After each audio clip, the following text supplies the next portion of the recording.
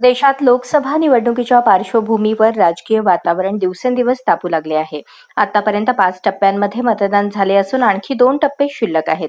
6व्या टप्प्याचे मतदान शनिवारी होणार आहे. दरम्यान रणनीतिकार प्रशांत किशोर यांनी यंदाच्या लोकसभा निवडणुकीत भाजपच्या विजयाचा अंदाज वर्तवला आहे.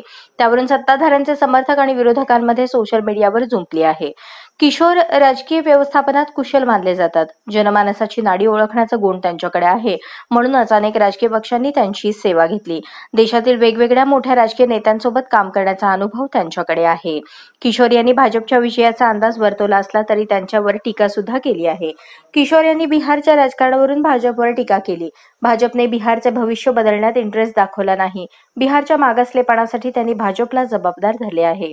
बिहारच्या भवितव्याचा विचार न करता नितीश कुमार यांच्या हाती राज्य सोपवल्याबद्दल किशोर यांनी टीका केली. विविध पक्ष म्हणून भाजपने अन्य राज्यात सरकार बनवले, पण 2020 विधानसभा निवडणुकीत जेडीयूपेक्षा जास्त जागा जिंकूनही बिहारचे भवितव्य बदलण्याची जबाबदारी उचलली नाही, अशी टीका किशोर यांनी केली.